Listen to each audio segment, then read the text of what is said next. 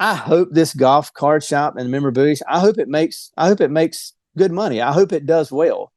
If I do this for 2 years, 5 years, 10 years, and it breaks even, I still think I'm going to get so much joy from doing it because of the story I'm about to tell you that I'd be okay if it breaks even for 10 years, as long as I get to tell a few more of these stories in the aftermath.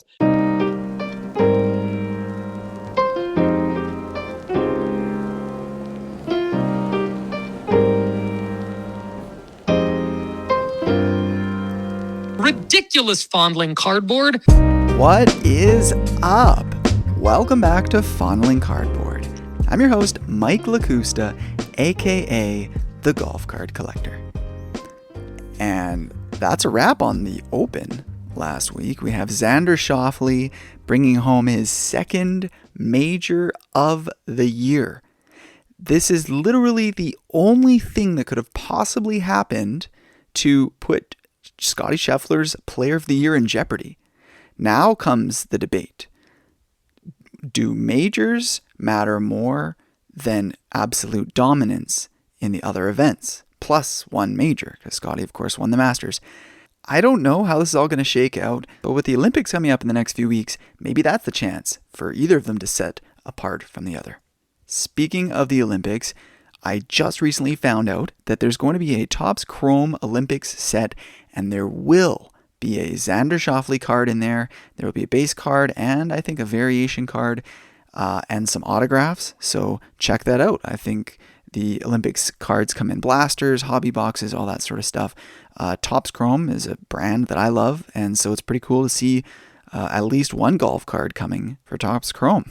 Whenever this kind of thing happens, the announcement of a really exciting card, my brain always has a battle going on. On one hand, I want to stay quiet and not mention the card on the podcast because I know a lot of competition in the golf card collecting world might be listening to the podcast. And so I don't want to be giving away too many secrets or else I'll miss out on winning cards. But the other side of this mental battle is that I want to promote this specific niche in our hobby and get as many people as excited about it as I can. And so for that reason, I am sharing that there's this awesome Xander Schauffele autograph card on Topps Chrome. So go do your save searches on eBay, pay ridiculous amounts of money while the Olympics are going on and while the product is absolutely fresh and hot. And then me personally, maybe I'll pick up a card if there happens to be a good deal, but I imagine 6 months from now is probably when I'll end up having to get my first Xander Schauffele card, and that's okay. I can be patient. All right, before I get to the main feature of today's show, just a quick shout out to the winners. Congrats to the top 4 of the Fondling Cardboard Open Championship Golf Card Pool. We gave away a lot of amazing prizes, including the Tiger Woods Rookie G-Gum card in a BGS 10 pristine. G-Gum, of course, standing for Game Used, graded Game Used Memorabilia. I put basically entire episode about it a few episodes ago. I'm not going to go through all the details because I know listeners might find that annoying, but top 4, we've got Ian Strachan, Todd Larson, Aaron Michalowski, and Victor Kinderman. Congratulations, guys. Everybody else in the pool will be receiving cards, consolation prizes in the mail. Have patience with me as always.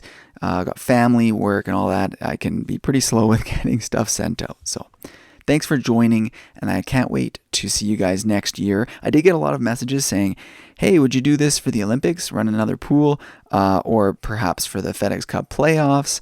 You know, these are ideas I was toying with earlier in the season, but it takes a lot of work to run these pools, and I just don't have the time and the focus to be able to do it and run it with the amount of enthusiasm that it takes to do sort of a passion project like that. So I will see you guys next season at the Masters. It's only 9 months away, 8 months away maybe. Can't wait for that. I can already smell the azaleas. All right, let's get to the conversation for today because it's a good one and I don't want to keep you waiting. Today we've got Jason Joyner on the show.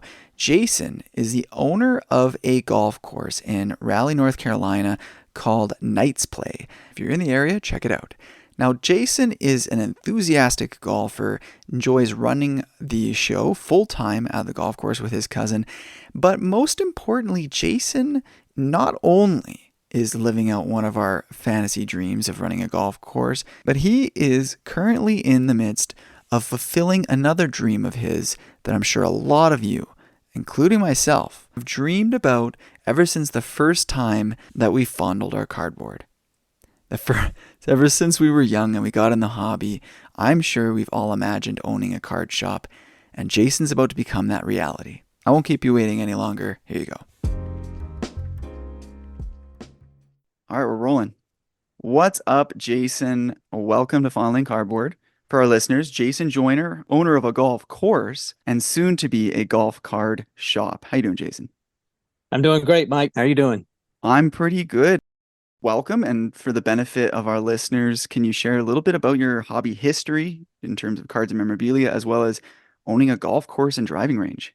Oh yeah, be happy to. Yeah, and some of these things go together, but I probably a lot of like you, I'm sure, and like a lot of the listeners, I began collecting cards as a kid. Just collecting my favorite baseball and football players and cards, and I built up a pretty good size. And for the time, I would assume for a kid, a pretty good value collection. Like a lot of us, again, dreamed of maybe one day having a baseball card store or a sports card store. It's kind of a childhood dream of mine, and then that went away as teenager, and you start to head off to high school and college. That dream kind of faded away, but I still have my collection, a pretty good size one, stuffed away in a closet. And I was about 23 years old when I drug it out of the closet and sold my entire sports card collection, with the exception of a few cards, to buy my now wife's engagement ring. Oh, And wow. because I was ready to ask her to marry me, but I was a recent college graduate and was broke, and I didn't have the money to buy the ring to ask her to marry me. So I turned to my sports card collection and sold it. I did keep one thing from that, and it was actually a 1981 Donruss golf set. I cannot tell you what card or cards I traded for it, but I remember as a kid at a local flea market trading some cards and acquiring that, only because I watched Jack Nicklaus play golf, and I just knew Jack Nicklaus was in there, and still have that to this day. I've got that in a binder now, protected away, but that was the one piece that I kept from that. And recently, about maybe 4 to 5 years ago, decided on a whim to go back and try to recollect some of the cards that I had sold. Honestly, I'm a huge Rickey Henderson fan. He was my favorite New York Yankee, and I've gone from 0 to about 40 to 50,000 Rickey Henderson cards, counting duplicates. I've got almost 3,000 unique cards and another maybe 35 to 45,000 duplicates that I've acquired over the past 4 or 5 years. So I jumped in with both feet and some extra there. And along the way over the past few years, have also started acquiring some golf cards and other golf memorabilia. My golf history, I went to school for golf. My degree is a professional golf management degree from Methodist University, because I just knew I wanted to get in the golf business. I wanted to be the club pro. And I just decided college, and then soon after college, you know what? I don't think that's really what I want to do for a living. But the good thing about that degree is it's a business degree that I parlayed into a 24-year successful insurance career. And so I sold insurance for 24 years and recently retired from that to go work full time at the golf course. My cousin and I, it's a complicated story, but the easiest way to tell it is it's Knights Play with a K, like a Knights of a Round Table, so to speak. Knights Play Golf Center here in a town called Apex, near Raleigh, North Carolina. And it's a 27-hole lighted par 3 and 60-station driving range. He was the first and only head pro general manager of it when it opened in May of 1998. And that was about the time I was sort of finishing up college. And I worked there for a couple of years while I got my master's degree and started selling insurance on the side as well. And so I worked there for him for a year or two, and then even still worked there some part-time, even after I got married and was selling insurance full-time, just would help out. I've never lost that connection to it. But in 2015, we had the opportunity, Kevin and I, my cousin and I, we had the opportunity to purchase a majority ownership of it. And we did. Didn't really think about it a lot in 2015, but, post COVID, kids going off to college. I have twin daughters. They're in college now. So a little bit of a pay cut, but a huge, huge stress cut, which I needed. And 24 years of a sales job that's essentially 24/7, that was enough for me. Loved it, loved every minute of it. Missed some of those clients very dearly that I had great and still do have great relationships with. But started working full time at the golf course last year, and that's been a huge blessing to be able to be out there more. We have numerous people out there that are either whole families work there or second or third generations work there. We have one young lady in the grill. She's my daughter's age, and her dad is our head maintenance supervisor, and her granddad is one of our starters and rangers. And so literally 3 generations of that family work there. So literally for us, it's kind of like I retired from insurance sales to go work with my big family, directly because my cousin owns it with me. But then just the closeness we have with a lot of people out there has been really fun. So that's kind of how I got, my connection to golf, my connection to cards, and how I ended up being at Knights Play Golf Center every day working now. Wow. I can really relate to what you described about the grind of a sales career, because I also work in sales. I'm a professional mechanical engineer, but I ended up in HVAC sales. And I can see myself, what you just described of owning a golf course, having your family involved. I mean, that's a dream in a lot of people's eyes, in and of itself, including myself. And what's really captivating about you and your story is that you not only are living this dream that a lot of people have, but you might be living 2 dreams that a lot of us have, especially in the hobby. You're planning on opening a golf cards and memorabilia shop on the golf course or with somewhere within your facility. So, let's dive into that. What inspired you to open a card shop on your golf course? Yeah, great. Good question, Mike. Yeah, I mean, it's something I've been thinking about for probably 2 years. I said I started working full time at the golf course last year, but I really started working a lot there during COVID. Like a lot of places and a lot of things, a lot of people lost their jobs sadly during COVID, or industries were shut down or pushed to work from home or every other week. And in North Carolina, golf courses and or driving ranges were allowed to stay open, encouraged to stay open. And so we did have some employees that didn't want to work, that were concerned, and we wanted to respect that, let them take all the time they needed to work the shifts they wanted to work and do the things they wanted to do, which meant we had a lot of, our business was growing already before COVID at the golf course. And then COVID just sent it into another stratosphere, like it did a lot of, pretty much everybody around golf would say that. And when you're one of the only games in town, not a whole lot of places that somebody that just wants to go hit a bucket of balls or go play 9 holes can go do it. Or if they do, it's going to be $100, $200, and it's going to be 3 hours to play 9 holes. So us being unique, it just made us a lot busier, but our employee staffing got reduced some. And so I had no choice, as owners do, but to go work some. So a couple of years ago, when I started thinking and my cousin and I started talking about, hey, what would it look like if I came and worked here full time? I started kind of thinking, we've got this room and it's really hard to describe. We had some wedges, some putters, a large driving range, a large driver display that had 1 driver on it, and 10 or 12 golf bags. And it was also the room that all the boxes of inventory just got thrown into.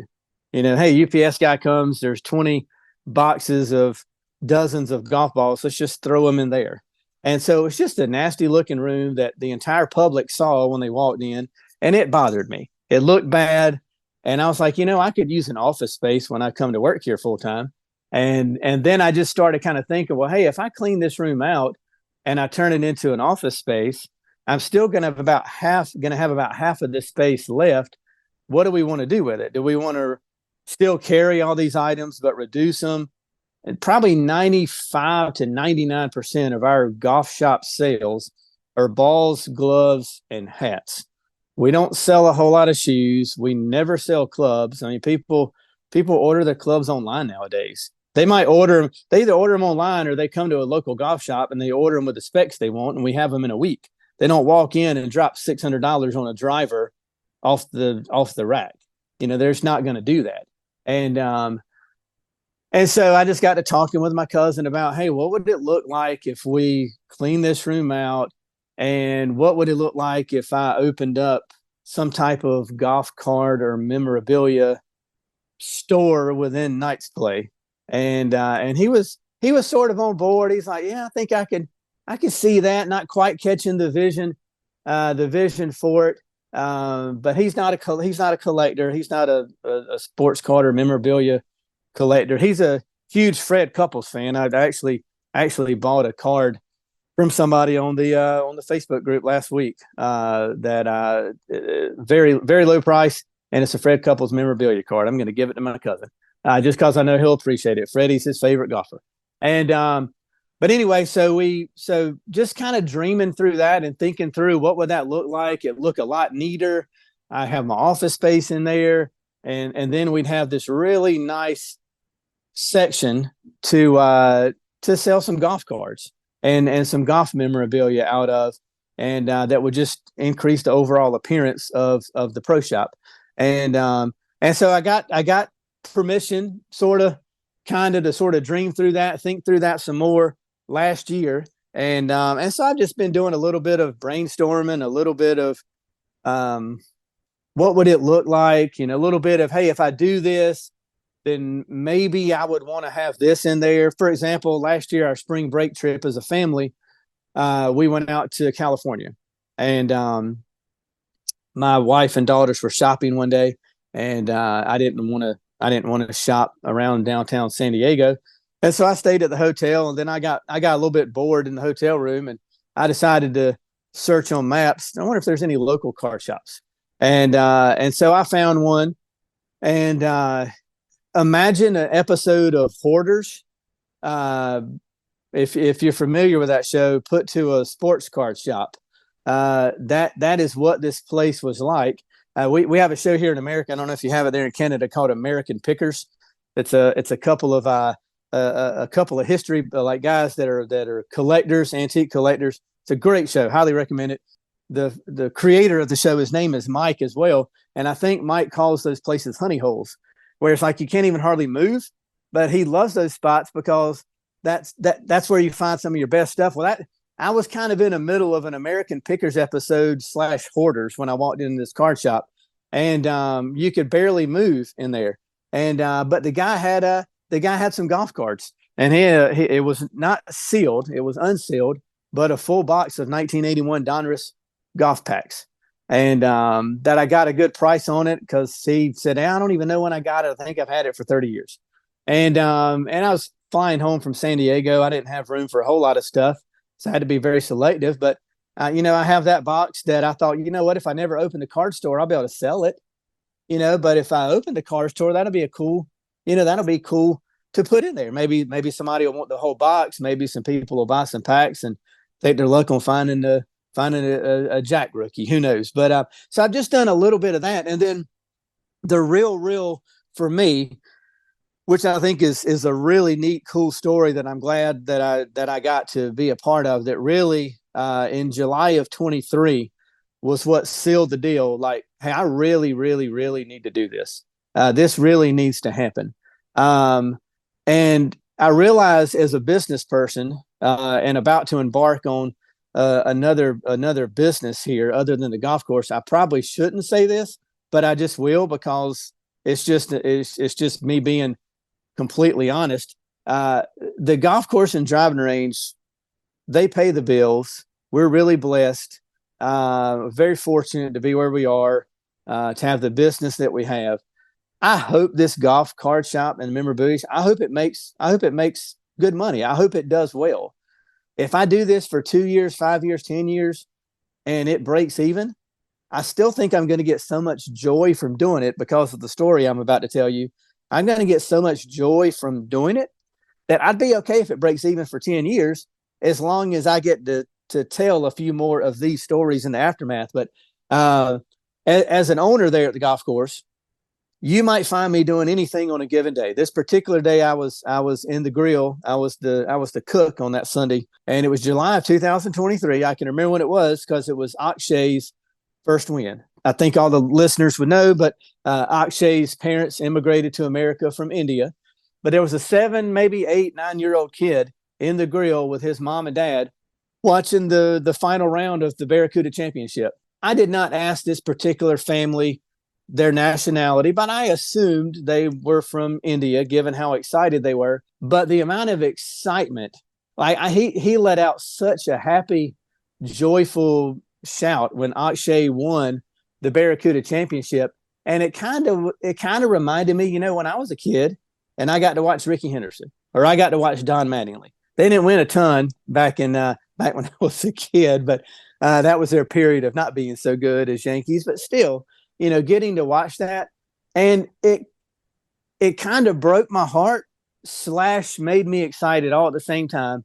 But I remember thinking, man, I wish I had an Akshay golf card, or man, I wish I had an Akshay signed golf ball that I could just take a few steps over there to my office, to the golf card store, and grab that ball for him and just give it to him and just say, man, I am so excited for you. Because I'm sure that kid was looking at that thinking, hey, this guy looks like me. This kid, that could be me one day. Like we all do. We watch our favorite sports figures and we dream, for me, I'm left-handed. So when I was a kid growing up, it was Phil Mickelson. And I just was like, hey, that's going to be me one day. I think, Mike, to prove I listened to your podcast, I think one of your sports heroes is Steve Nash, if I'm not mistaken. And so we all have those moments we can tap into as kids when we see that. And I just wish that I hope that happens again with another kid that I can go just add to that excitement and give them a gift of something from the store that they would remember. And so that was for me kind of okay, I'm dreaming about this. I'm thinking about it. I'm brainstorming about it. What would it look like? That moment in July of 23 was when I was like, okay, I've got to figure out how to make that. This needs to happen. How do we do this? Incredible. If I were ever doing an entrepreneurial venture, I would want something that provides that level of personal fulfillment as well. And just to kind of get into the gritty details of that particular situation. Now, a lot of golfers don't have cards. How do you map that out? Because you would want to have something of most of the big names. And if half of them are, I guess to be generous, 25% of them don't have a card, you might need to look to memorabilia. You might need to look Right. into autographed balls or photos or whatever. So can you tell me a little bit about your thought process in terms of planning out what you would acquire for stock, Mm-hmm. and especially considering that, you might have limited space. So can you walk me through, inventory planning and space planning? Yeah.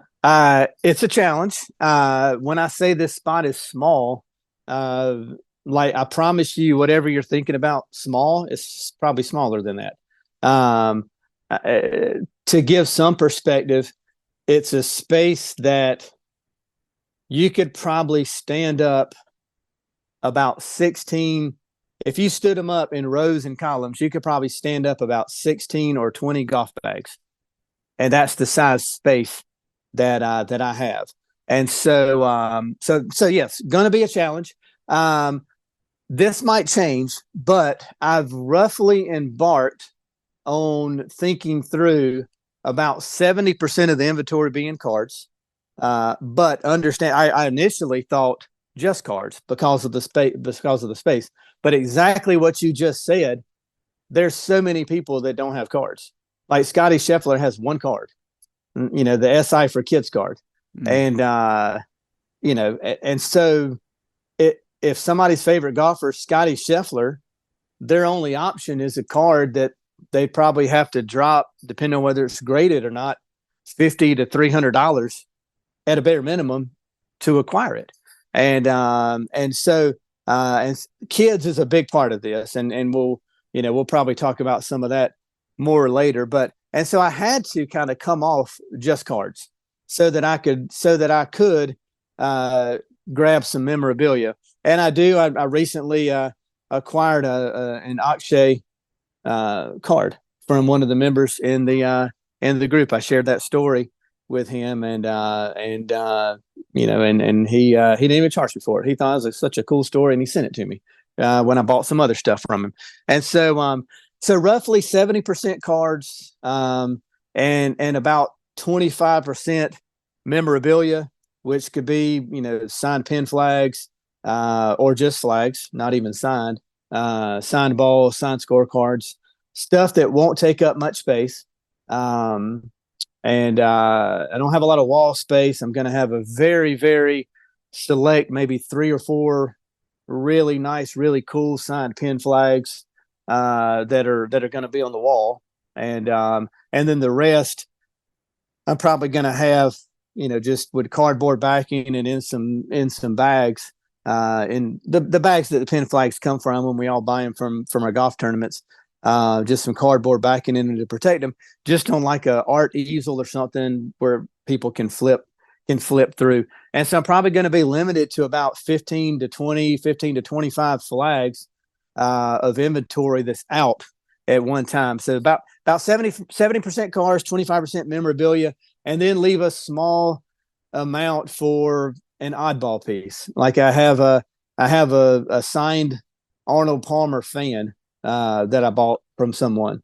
It's not a vintage fan. It's actually from an Arnold Palmer event from 2013, but it's still a signed Arnold Palmer fan that looks kind of neat and cool, that for an Arnie collector might be something they'd want to add to their collection. And so leaving a little space for some of that kind of stuff, Tiger Funko Pops or the starting line. A few of them have starting lineup figures. Tiger's, of course, got his, action shots or bobbleheads. I got a Jordan Spieth bobblehead signed coming in. I bought from someone. So we'll see. I think I'll have a lot more stuff than I can put out, which is okay. As long as I can fit it in a couple of boxes behind the desk to where I sell something, I can put something back out. But that's kind of where I'm going right now, and really, really, really being very prudent with what I acquire, because I don't have. I mean, no offense to like a Matt Kuchar or an Adam Scott or a Kevin Kisner, some of these guys that are really good golfers, I just don't have space for them. If I had a 2,000 square foot shop, I'd love to have some Matt Kuchar cards. I think he's a great golfer. He's one of my favorites. And, my cousin who owns Nice Play actually kind of looks like him and sort of swings like him. Not quite as good as him, or he wouldn't be at the golf course. I'd be caddying for him maybe. But it'd be neat to have him. I just don't have the space for him. So I'm having to be really, really, really judicious about what I carry. And I feel pretty good if the store was opening today, at the recording of this. I feel pretty good about what I have. I'm a little light right now on the vintage stuff. People that have the vintage stuff just don't want to sell it. And I wouldn't either, possibly, if I wasn't doing this. But so I really looking to acquire right now some more of that vintage pre-war stuff. Bobby Jones, Walter Hagen, old Tom Morris. I want a few of those things in there, just as pieces to that hopefully will sell at a price greater than I pay for them. But just discussion pieces. Trying to grab a few pieces that just kind of pop in the showcase. Wow, there's a lot going on here. I really like your realistic expectations that this may turn into more of a hobby. No, I'm not going to call it a hobby because it's a business, but in terms of your success, 5, 10 years down the road, if you were to break even, you would consider that a success. And so with that, you're acknowledging that this is a passion project. With such limited space, just to round out the whole inventory conversation, it's okay to have overstock. I think that's really common for a lot of stores to have a back room with surplus, so that if you were to sell some stuff, you can at least quickly replace it, so you don't have empty shelves.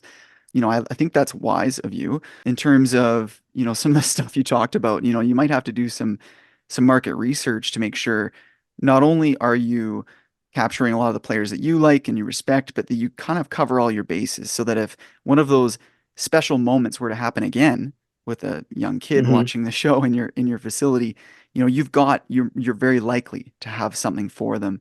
Make sure you cover all the different players. And then, in terms of having things on the wall and some of your personal items on display, do you consider this sort of an extension of your personal collection? And is everything that's out there going to be for sale? No, I don't think so. Um, there's some things that I have that are part of my personal collection that I would consider selling, but there's some that I wouldn't. Part of my personal collection includes a signed flag from Webb Simpson from his U.S. Open win. Webb's he's somebody. If I called him right now, I haven't talked to him in a couple of years, but if I called him right now and he wasn't busy, he'd answer. And so somebody that I would consider a friend, that I would just never sell that because he signed it, personalized it to my cousin and I for us to have in the golf course. I've got things I've got a Ben Hogan card from the 50s that I think is really cool and I love it, but I have no attachment to it. If somebody sees that and wants to buy it, and I'll have it in the showcase. But I'd be happy to sell it. I'm not going to be upset if that particular piece doesn't sell because I just love the card so much. And yeah, just really trying to, I think, Mike, to your point about market research, there's a huge sports card community in our area. There's several sports card shops. One in particular that's very close to the golf course. That's relatively new, and the owner and I have become really good friends. And he's expressed excitement about this, offered to help in any way that he can. And he doesn't play golf, but and he doesn't have any golf cards for sale other than 24 Upper Deck and SP packs in his store. He doesn't have any individual cards, but he's expressed a lot of support of it. But there's not really. I have no idea if there is even a golf card community just waiting for something like this. I really don't know. So partly my realistic outlook on this, or trying to be realistic, is it's bringing my hobby, my favorite thing to do on my day off, into my workspace, and allowing me on a slow day at the golf course, which we don't have many of those, but on a rainy day or a cold day or just a day that I'm sort of an extra, it allows me to kind of bring my hobby into that space. But one of my aims with this is to try to create a golf card community. The short game on that is maybe there is a golf cart community out there and they don't have anywhere to do it, because the three local card shops that I could think of right now, I bet they have less than 20 golf cards for sale in their store between them. And one of them doesn't carry any golf cards at all. So if you're a golf card collector in the Triangle area in Raleigh, North Carolina, you really have no choice but to go to Golf Cards and Memorabilia on Facebook or eBay or one of these other online, and those are fine. And especially your Facebook group is great. There's a lot of great community there, but you just never can replace like walking into the card shop, walking into your local card shop, the owner, you sit down with them, you talk cards with them, you open packs with them, you find out, flashback to that July 23 story with that kid. If I had the golf, if I was a member of your Facebook group at that point, I mean, this kid, they came a lot. We have a lot of repeat customers. We have a golf community there at Knight's Play. We know a lot of our customers by name. I could have probably reached out to your Facebook group if I owned this or had access to people the way I do now and said, hey, somebody's got to have an Akshay signed ball. Please show it to me. How much will you sell it to me for? I'm going to give it to a kid. And I guarantee you somebody on your Facebook group would have reached out. I probably would have gotten like 50 direct messages. Hey, I've got one. I didn't need a letter of authenticity. I just, I wasn't trying to resell it. So I'm sure that this is going to open up the ability to create a community, but also do some market research to find out, if there's a kid that's out there and they're out there a lot, with their families. I think of this young kid who's he's an Asian kid. He's probably 5 or 6, and he's out there 5 nights a week with his dad hitting range balls. They're there till it closes every single night. I don't know if the kid ever sleeps because he's always at the golf course. But like to be able to find out who his favorite golfer is, and if he's got a favorite golfer and we don't have any of their stuff, I go buy some stuff. But hopefully the card store is going to create the opportunity to have some of those conversations to help me do some of that research. And I'm also trying to do. I'm in the process right now of trying to. Anybody that collects cards other than golf for sure would know this, but there's a lot of pieces out there that would be somebody that doesn't collect golf cards might still be interested in them. For example, I'm in the process of trying to acquire a piece right now that is a quad relic that's got Tiger Woods, Michael Jordan, LeBron James, and Wayne Gretzky on it. As it happens, it's from a guy that's on the Facebook group that lives probably 3 minutes from the golf course. And he reached out to him and he said, "Hey, I'm out there every now and then." And so I'm trying to acquire this from him. And I think I probably will. We just haven't come to an agreement on it. But that would be what I would call a crossover piece for a lack of, yes, it's a Tiger Woods piece, and yes, it's going in my golf card shop. But if somebody doesn't collect golf cards, they might want to buy it because they're a LeBron James fan or an MJ fan or a huge hockey fan. And so anyway, so just trying to maximize the space with finding some things like that, and also with dual relics or quad relics that maybe pick up on multiple golfers on one piece is going to be something that I have to probably do to try to capture some more of that.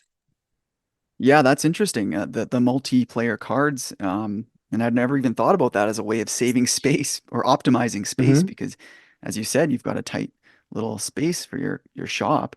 Yeah. And in terms of carryover between sports, you're right.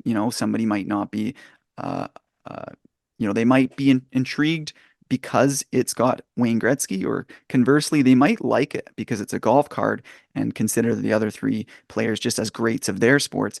But that might actually get them into another sport. They might end up collecting hockey cards Mm-hmm. or basketball cards, Yeah. starting out as a golf fan. What's interesting about golf is that, and I talked about this on the show with Jeremy Lee on Sports Cards Live a couple weeks ago. Um, Most people that collect golf cards are golfers. And that's very Mm-hmm. unique compared to a lot of other sports. Most people that collect football cards don't go out and play football every Sunday, or Right. they might toss around the pigskin. But and so that's really unique, I think, to our sport.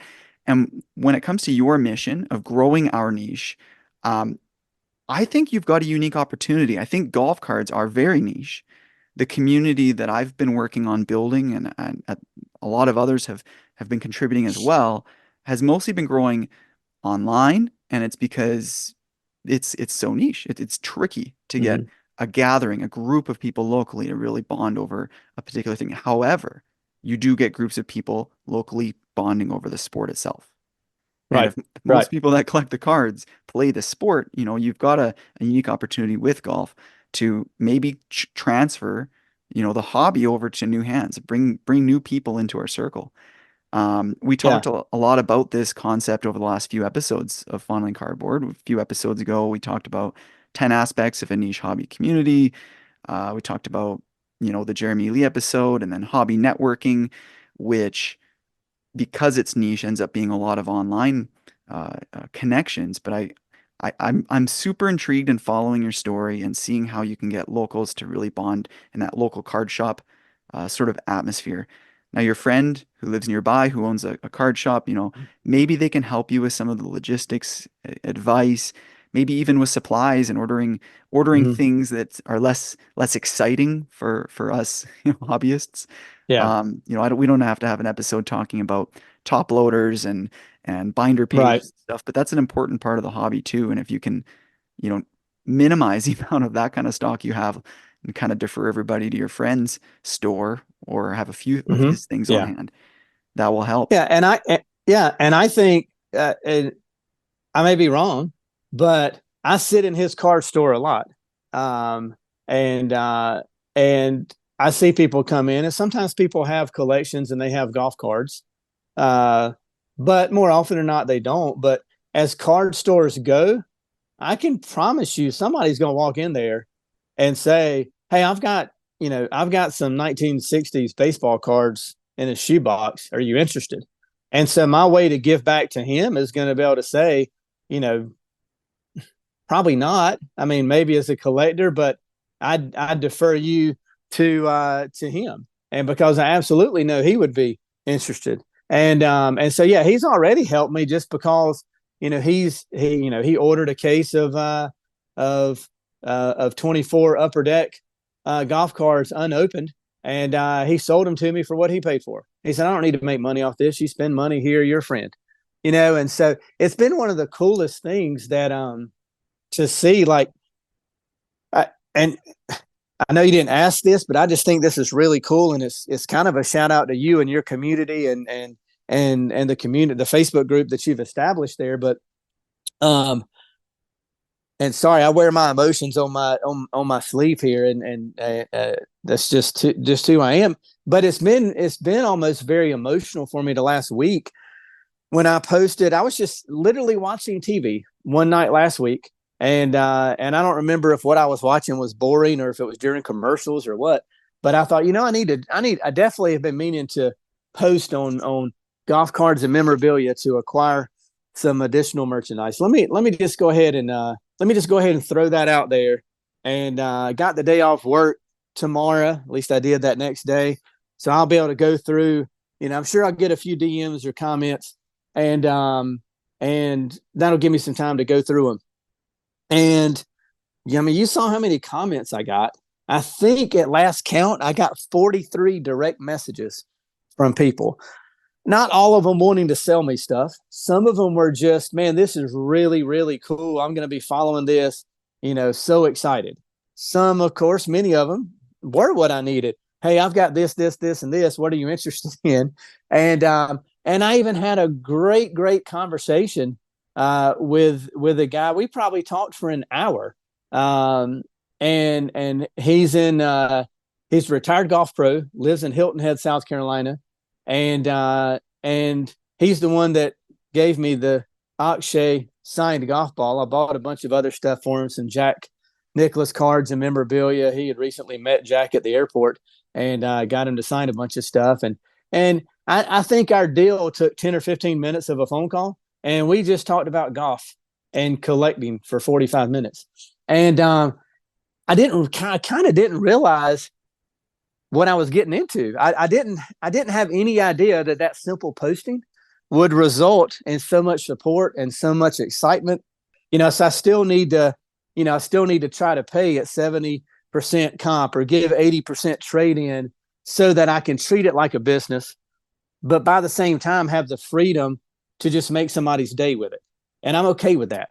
Yes, it's going to be fun, but I really appreciate the community that you have, because I have boxes of things already just from that posting last week that are either here or on the way from the members of your page, and all of them have been so encouraging and so supportive of it. Well, your emotion and everything you're going through is contagious. I'm really excited about what you're doing. Mhm. You're living multiple dreams, I think, for a lot of us, and that's why you've caught our attention. Everybody's feeling, I'm sure, captivated to see how it works out. Before we wrap up, I did have a few Mhm. other questions, but I just want to actually hit on a few things before they escape me because my memory can always be a little fuzzy. But we're talking about Scotty Scheffler cards, so he actually has two Sports Illustrated for Kids cards. So if you That's wanted to right. have He does. and if you wanted to have a Scotty card on hand, you might be able to get the 2022 version for a lot cheaper than his other one. So and for you listeners out there, it's just as collectible. I mean, even though it's not his rookie Hmm. card, if you just want a piece of Scotty, there you go. In terms of vintage pre-war, you know, you mentioned that's something you wanted to be on the lookout. Obviously, we've got a handful of vintage experts in the group. John Morton's one who I always throw his name out there. I think he may have commented on your post. He tends to have a handful of, you know, vintage commons laying around.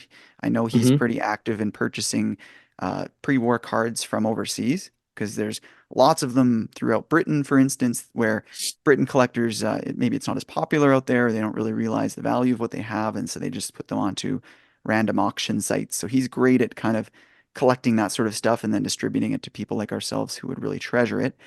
In terms of the DMs you're getting, you know, I'm grateful to the Golf Cards and Memorabilia Facebook group for being able to offer that to you because, you know, to see the emotion on your face is satisfying for me. You know, it's a lot of work to run that group. It's a lot of work to host a podcast, and to know that the community is supportive of each other like that is deeply satisfying.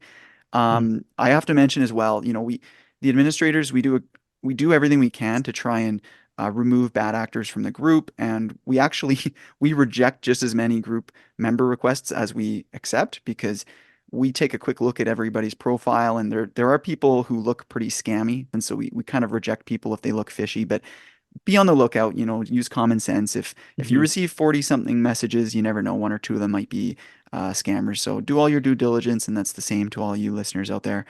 Um, but moving back to the topic at hand, um, you know, I hope that when you open this, you know, your regular patrons for the golf course and driving range are instantly intrigued and gravitated to your little card desk or table or whatever it is. um, do you have any plans in terms of attracting them or new customers? Any special events? Any other sort of services? You know, are you going to sit there breaking boxes late at night and shipping them online? Are you going to set up a little tripod with a camera and run like a little whatnot sale for us golf card collectors? Is there anything else that you've kind of planned out for this? Uh, as far as marketing and advertising, no, I don't plan to do any live breaks or anything along those lines. But I will have a couple of opportunities that are at my disposal because of the area. It's a golf course. First of all, I have a captive audience. You know, because we're a lighted par three and a driving range, we get tons of people out there every day that have never played golf or don't play golf very much, or they're coming with friends. We have some colleges and universities nearby that offer golf classes. We get kids out there sometimes that are college students that, as part of their class, they have to go play golf and turn in the scorecard to the professor. So there are a lot of people out there that don't have a whole lot of introduction at all to golf. But we do have a lot of people there that are avid golfers. You know, roughly 1,000 to 1,200 people a day on average that walk through that door. Some of them the same people we see every day, some of them not, but still probably on average 1,000 people every day that walk through that door that are potential customers. Unlike if this was going to be a separate business on the street that somebody would have to actively turn into in order to see it. So there's a built-in audience there. Social media will be something that I use. Just, you know, Instagram page. When the time comes, you know, posting it on the Facebook communities if I can, if I'm allowed to just, hey, card store's open. Here's the link. Follow it. We've got on average, and this is kind of, we talked a little bit earlier about growing community, and the long game for me, where that's concerned, is kids, and and maybe their parents as well. But we have, I would say, on average, we have several companies or organizations that use our driving range as their home facility for their kids camps, and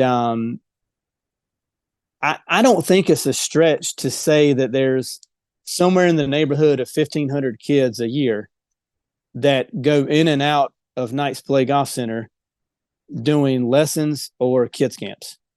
Some of them might be half day for a week. Some of them might be, you know, all day, all week. And so I'm going to be trying to utilize that and leverage that to do some giveaways.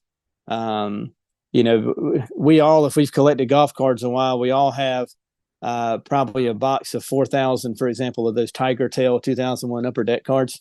And I love it when people try to sell a whole set for like $50.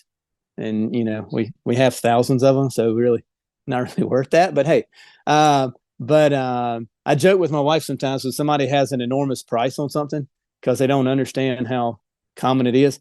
I pay careful attention because they might also have a crazy low price on something that's really valuable. But anyway, so I'm hoping to use, picture a kid coming to his first day of camp with the first tee or with one of the other golf associations out there.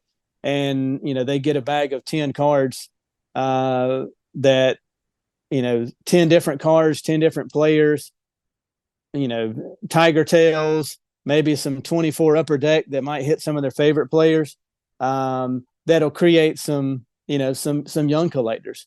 They're not going to come in and pay $1,000 for a card, but that would be that kid that may one day grow up, to be that collector. So 10 years from now, I may not have a story to tell about them spending a lot of money in the golf card shop, but 20 years from now, I might be able to trace that back, to one of those kids. We talk about all the time at the golf course. If we could trace the lineage of a kid, how many kids in 2004, 2005, 2010 came to golf camps at Knights Play, and now they're adults buying range cards, paying for green fees, and they're bringing their kids. And so that's not a quick, short solution to growing a golf community. But I do think while we do the short stuff, while we play the short game of the social media and getting the word out locally at the card shops, and while we just, while I just sit in my office and work, while the lot showcases and all the things we're going to do for security measures are there to where I can have conversations with people that maybe they're a scratch golfer but didn't even know that golf cards existed. And we get to have a conversation around that. While I have a conversation about, hey, this signed Jack Nicklaus flag would look awesome in your office space. While I use that 24 years of sales experience to sell them on that, make them envision what that might look like. While I'm doing that, then on the side, I'm supplementing that with the lawn game approach with the kids. And maybe those kids go home and say, hey, look what I got from this camp. And there's a golf card store at Knights Play. Mommy, can we go? Dad, can we go next time? And who knows, maybe that opens some avenues as well. And so we'll see. It's definitely a passion project, as you put it, and definitely going to have plenty of challenges with it. But excited for it. And I think some of the things that I think now, I'll probably, like any business, when you start on it, you have notions, you have ideas, but you got to be flexible. And, I'm picturing a couple locked showcases because security is going to be an issue. I don't know if that's something you wanted to discuss, but it's going to be an issue for me, and there's going to be some challenges around it. But a couple of locked showcases for items, for card related items, and then the flags and all will be difficult for people to steal. But the golf balls will even have to be in the locked showcase, so people can't just put them in their pockets. So that's going to be one of my challenges, because when you're a kid and you go in a card shop and you're able to touch the cards, see the cards, oh, that would look really good. You just don't get that if it's in a showcase. When you're selling a tangible product, they kind of need it in their hands. But I also don't want, I don't want 100 people in there, all day long touching a $500 Tiger Woods card. So I don't know. We'll see how that goes, but I've got some ideas. But I'm sure as it opens, I'll come up with some more ones, and we'll figure out what worked and what didn't. Yeah, Amazing. I mean, you're right about security. Cards are something that you want to have in your hand. That's one of the reasons show is called Fondling Cardboard, is that I believe in actually spending time with your cards. And as a new person to the hobby, you shouldn't just be staring at your phone or your computer, looking at images of cards. Get out there and actually experience the cardboard itself. I Hmm. totally agree, especially for kids. They spend so much time on their devices these days that it'd be nice to get into a tangible hobby, which I'm Hmm. sure they already are in your facilities.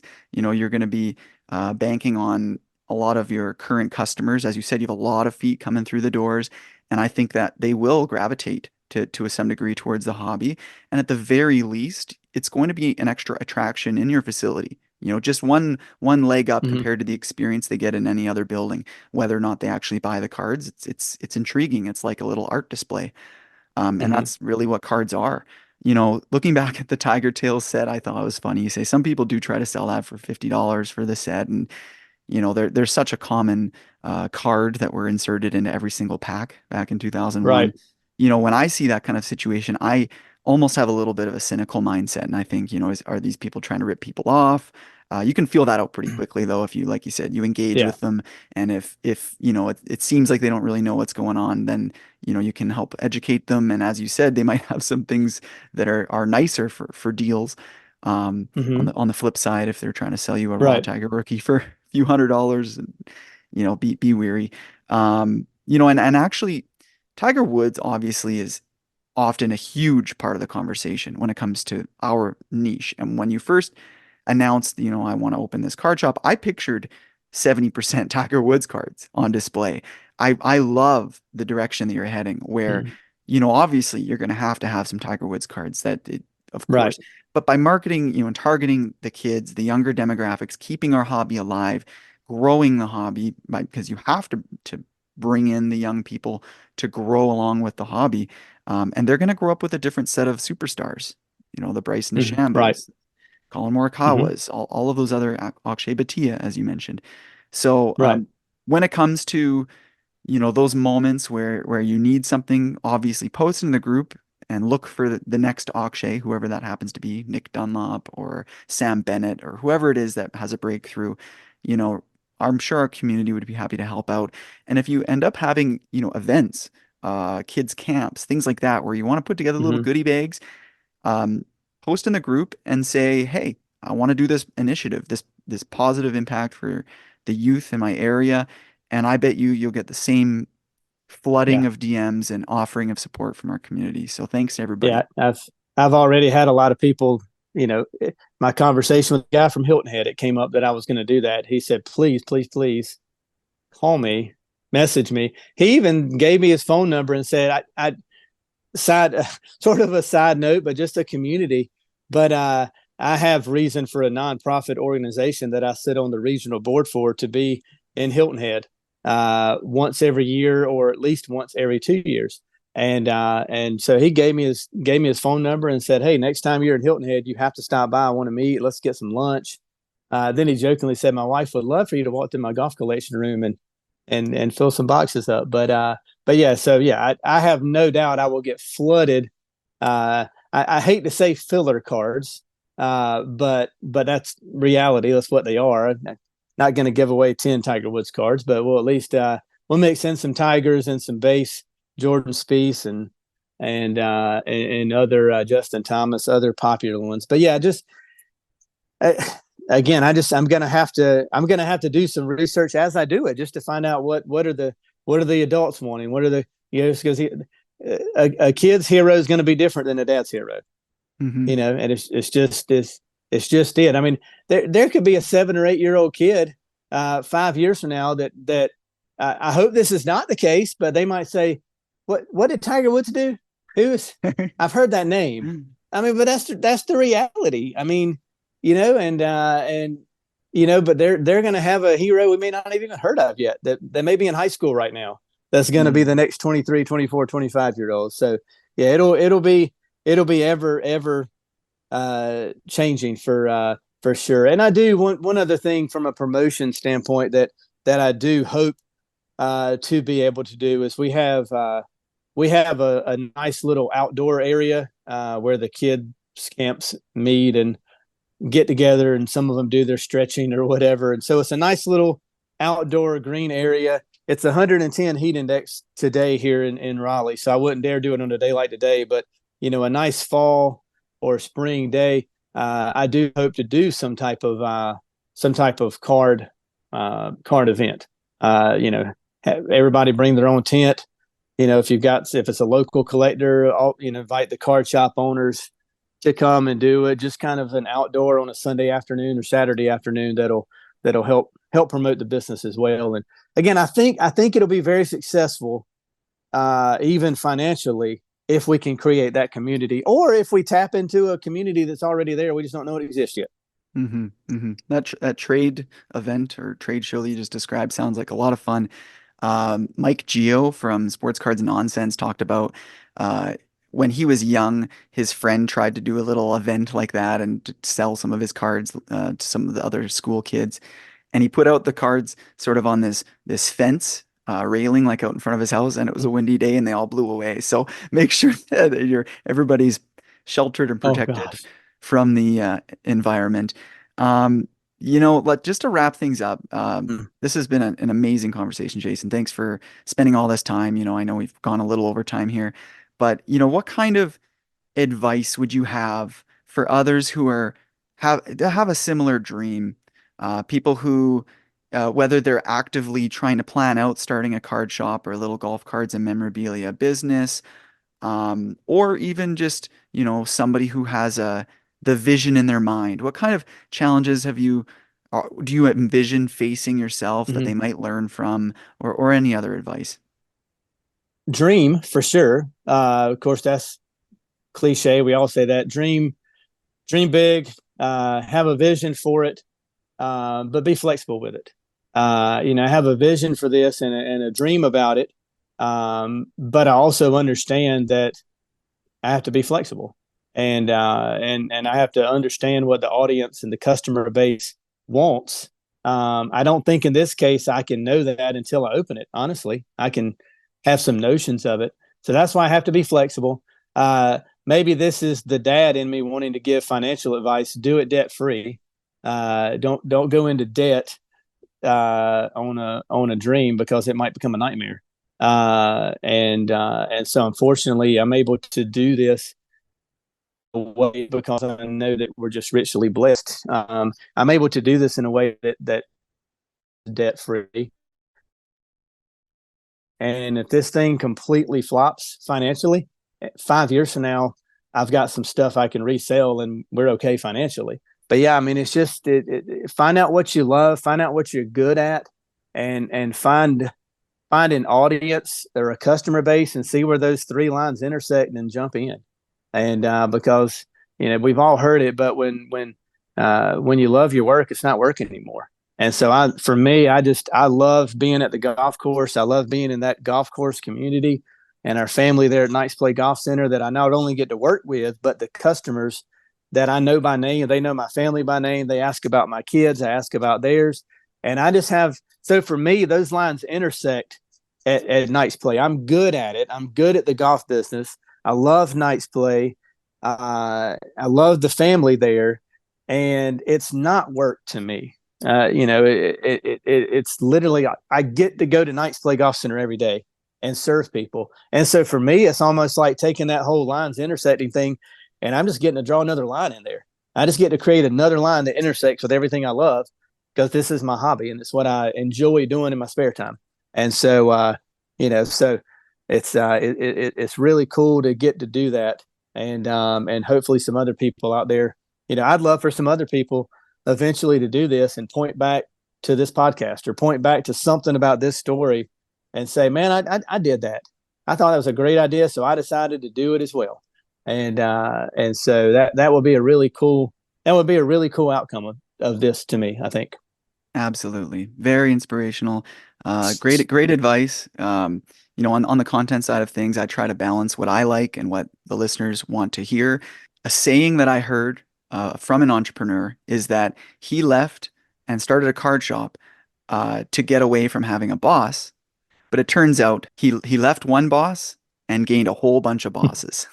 all of the customers, all of the vendors, any investors, the bank, if they did have loans, anybody you deal with, once you're an entrepreneur, becomes your boss because you have accountability to all of them. So Right. walking into this with eyes wide open is very wise.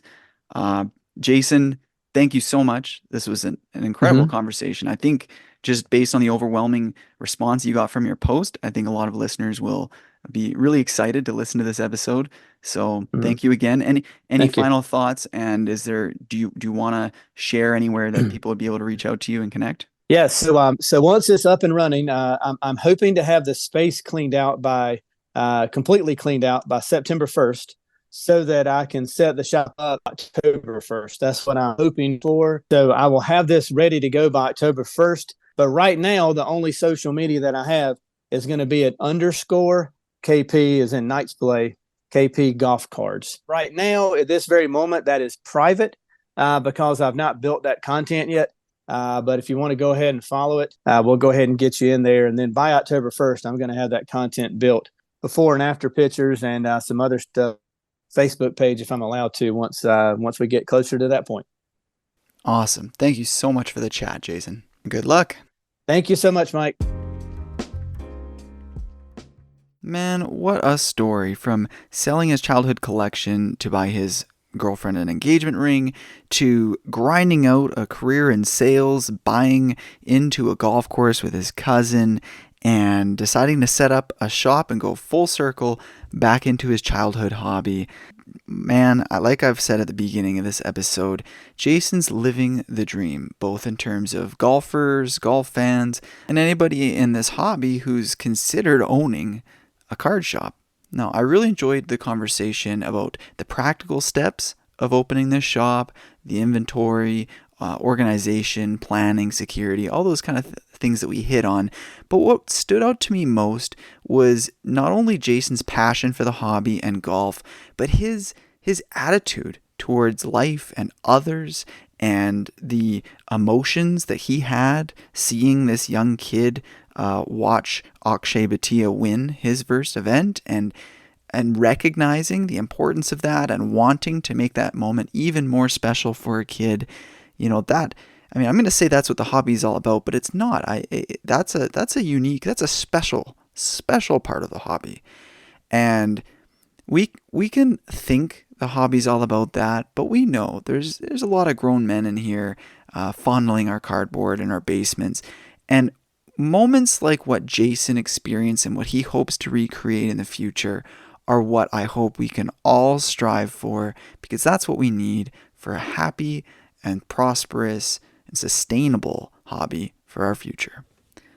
My conversation with Jason actually reminded me of another individual who had told me about his dream of starting a mobile card shop. He currently works on PGA affiliated tours, and his dream, once he's able to retire, is to have some kind of a mobile shop for golf cards and memorabilia, both to fulfill his own dream and to do his part in growing our little niche within the hobby. So if that sounds interesting to you, make sure you check out next week's episode. Also, make sure you check out the golf group that we talked about, Golf Cards and Memorabilia, on Facebook. Instagram is @thegolfcardcollector. I'll see you guys next week.